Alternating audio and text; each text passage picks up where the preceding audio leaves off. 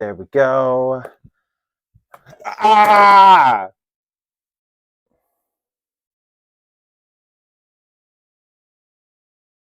Gonna stay?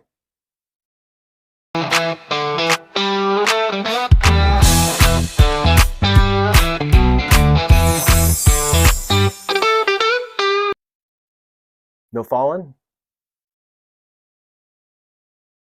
Okay. Hello, you beautiful people! Sin City Yeti here, or David, or just Yeti, whichever you prefer. I'm cool with any of it. So I guess it's time for me to do a formal introduction here on YouTube. Even though I've been posting some of my short form content on here, I haven't actually made an introduction video. I think it's time for an introduction video, don't you? Allow myself to introduce myself. Let's get this started with a create this book video. Now I had the first two. I had create this book 1, create this book 2. I've had them for about 4 years. Haven't started them. I think it's time to start them. I've had them for so long. And I have to start with create this book 2 because my husband took create this book 1 since I was taking so long to work on it. But I have some ideas, I think. Not too sure. It's one of the main reasons it's taken me so long to start it is I have no idea how to start it, what I'm going to start with. What am I going to do to the cover? Do I want to do a pattern? Do I want to do an image? Do I want to do Pokemon? Do I want to do something else? There's a whole lot. And if you can't tell, I'm kind of a whole lot. I have... my ADHD can go on to overdrive sometimes, so I do apologize, but hopefully it makes for entertaining... Let it slow down. This is an introduction video. I want to show you some of my art and tell you a little bit about myself, a little bit about my history, and see if I can make it worthwhile for you to give me a follow, subscribe. Anyways, I think we could get into that though while I'm making my art. You don't want to see my face, you want to see what I'm creating. So let's get to it. Now that my long-winded introduction is done, hello there, Mirror David. I know what you're here for, and it's not me. It is for this. Create this book too. But first, I guess we need to say hello to my dog, Onyx. Onyx is a rescue dog. I got him a couple years ago after I had to say goodbye to my dog, Dexter. And Onyx quickly became a part of the family. Love him to death, even if he's a little monster sometimes. But we're going in to create this book. So my biggest issue that I've had with create this book is what am I going to do to the cover? And it's kind of paralyzed me, so I haven't been able to start. And here I am procrastinating even more. I'm trying to figure out what color I want to go with, and then I need to mix the right color, and I really need to clean my crusty palette. Oh my goodness, it looks really bad on camera. But here I am, just mixing. No idea what color I'm actually going for because I still am not sure what I'm going to do to this cover. I just need to get started. So I had this idea at first where maybe I'll just do a pattern. So many people seem to do patterns and just outline the logo and everything on their cover. So I thought maybe that's the route I want to go. Maybe I could do like a ring around the logo and just kind of do different colors of rings going around the logo coming out. Because I'm a painter, I wanted to use a paintbrush. I do have paint markers. I don't really like the paint markers I have. I prefer painting. So I'm thinking, all right, I'll just do this. I'm taking my time and this is going so long. And then I mess up. Yeah, this isn't working for me. I just need to go ahead and start painting. I'm procrastinating.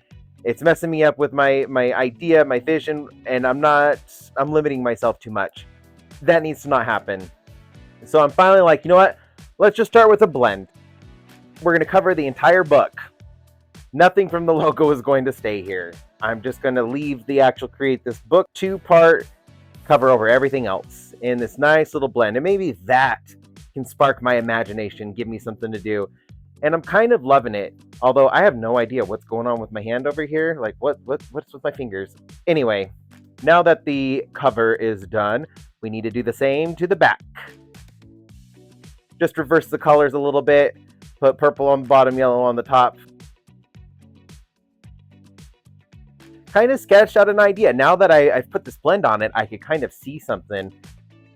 finally the first spark for what I want to do with this book.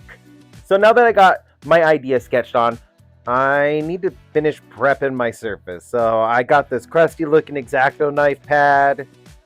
I need to protect the surface of the book.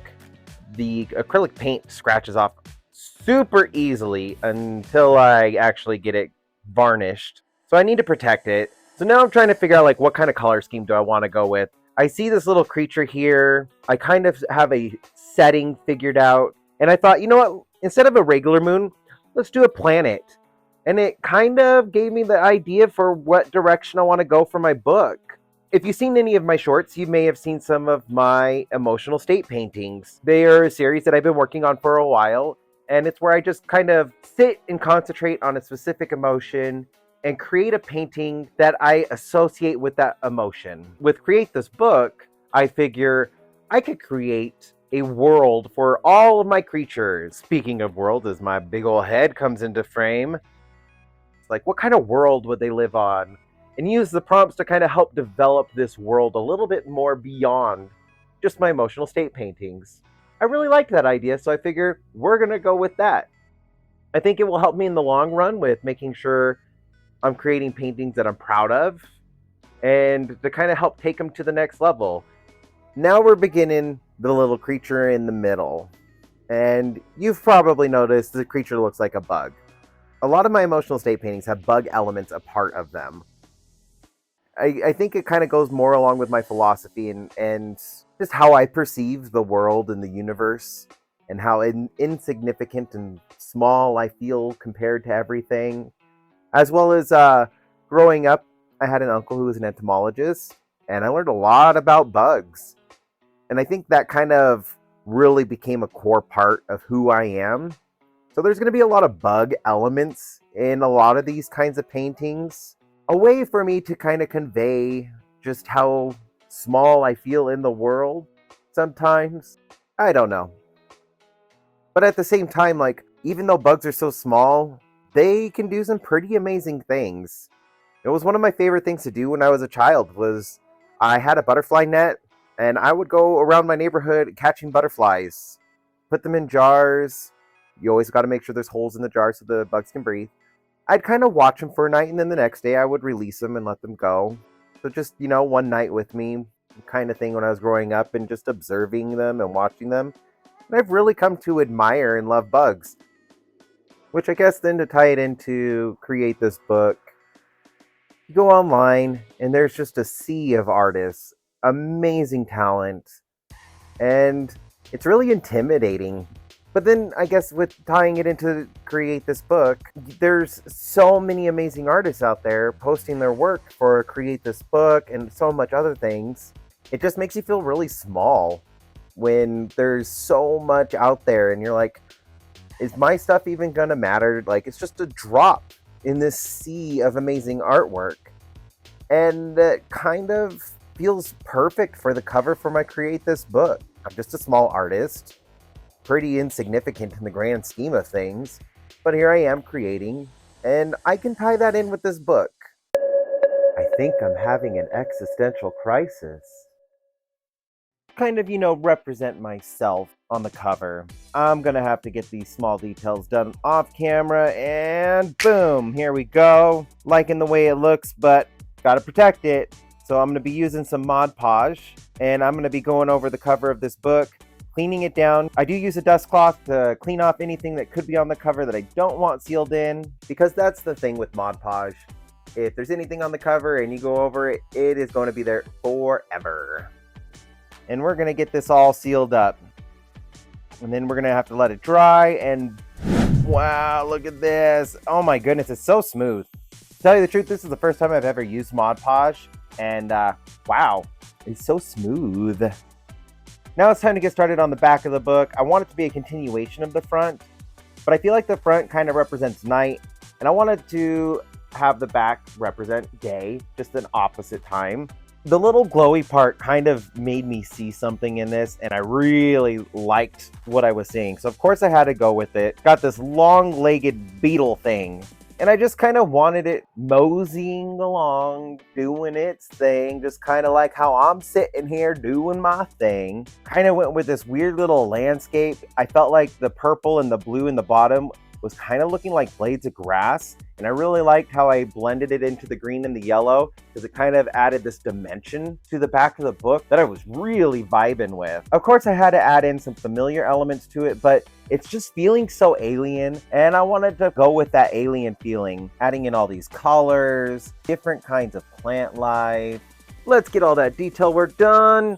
And I am really liking how this all came together. All that little detail work really made everything pop on this. I was a little worried there's going to be some clashing elements, but no, it looks absolutely phenomenal.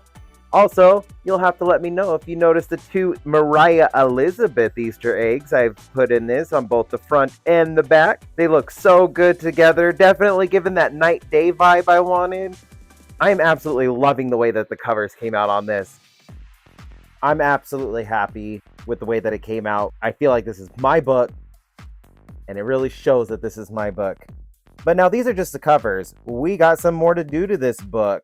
Now I got to figure out which pages am I going to work on. So am I going to go through this, find a prompt, or am I just going to start with the author page in the back of the front cover? I feel like that is a good place to stop. But of course, the cover doesn't want to lay down now. I got to bring in something to hold the page down. And looky what I have here. It is one of my painted rocks. This is a Harlequin crab.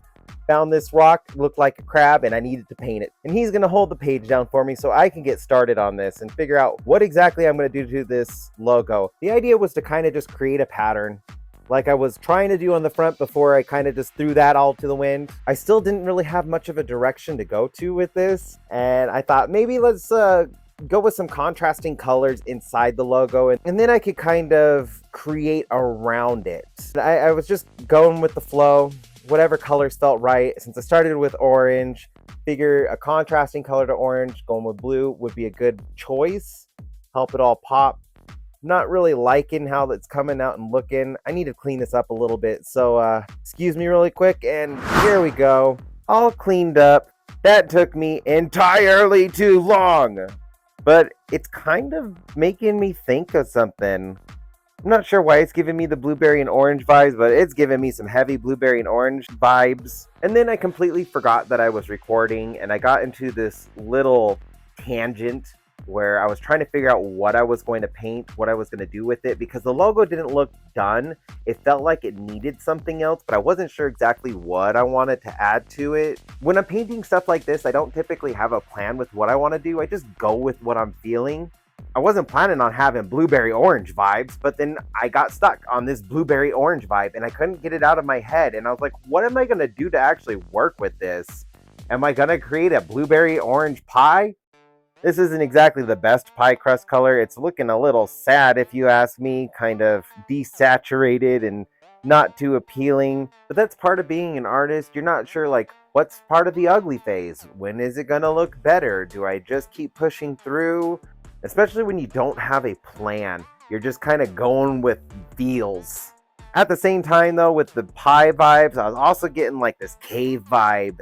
Especially with the lines going down, it's kind of reminding me of stalactites and stalagmites, but I was getting a little frustrated. It wasn't looking the way I wanted to, so we're going to move on to the other page. And I'm going to lay down a base coat, but I didn't really plan out setting down a base coat because this is paper, and paper doesn't like being wet. It's gonna warp, so I'm gonna tape it down. However, I couldn't find my washi tape. I have no idea where it's at. It's somewhere. I moved recently, but I haven't seen my washi tape since the last place I was living at. I'm just gonna use some packing tape and hope that it doesn't mess the page up.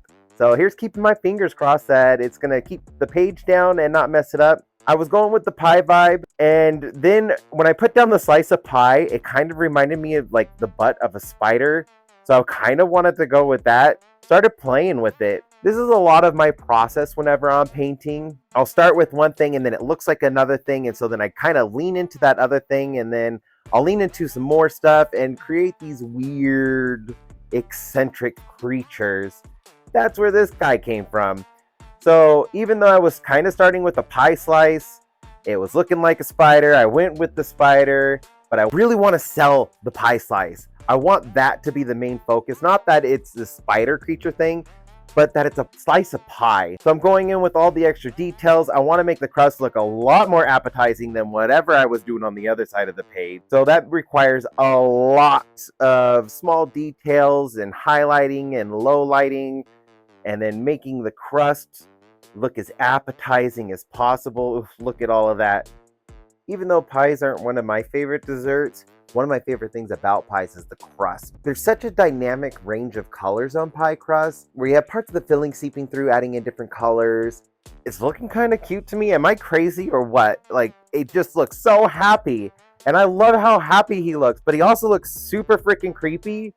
And I need to clean up some of these details. We're gonna go ahead and clean up the details. I need to do them off camera. I put my face right up against whatever I'm working on. So we're just gonna go get this detail work done. I decided to go back and lean into that pie with the logo, especially with the spider on the other side. Touching up the filling around the logo would help sell this unique looking blueberry pie.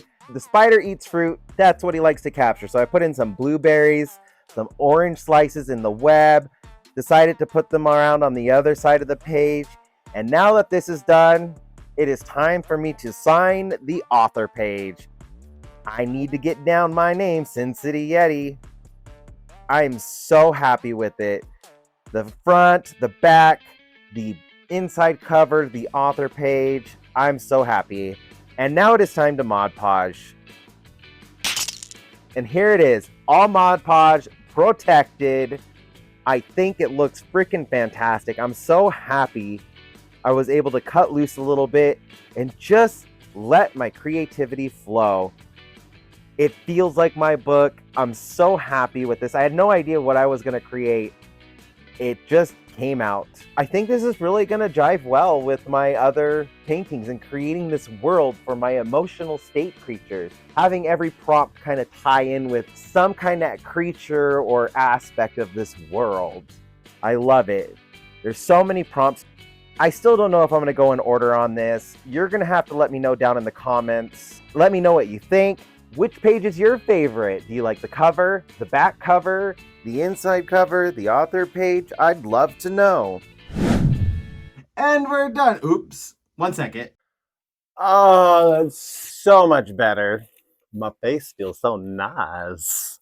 Ooh. So, it's done. What do you think? I'm super happy with the way it came out. I got the cover done, inside cover, author page, back cover. I know this time I didn't get any of the prompts done. That is definitely something I'm going to be working on in the future. But I just haven't figured out. Am I going to jump around? Am I going to go in order? But if I jump around, like, let's say I want to just do some random page again. There's blank pages in the back. There's some of these front pages, like tips and tricks and stuff like that. I could jump around and come back when I'm just like, I don't want to do a prompt. I just want to do something. So what do you think? Should I go in order? Should I jump around? Haven't decided yet. All I do know is after 4 years, it's done. And I'm happy. What do you think? Let me know down in the comments. Think I did a good job? Be sure to give a like. Hope you subscribe. Join me on my art journey. I have so much more art to make. Tons of Pokemon stuff. Tons of emotional state. I got my rocks. I got my book. I think I got content for a while. And I hope you'll join me. I hope you all have a wonderful day. Bye, you beautiful people.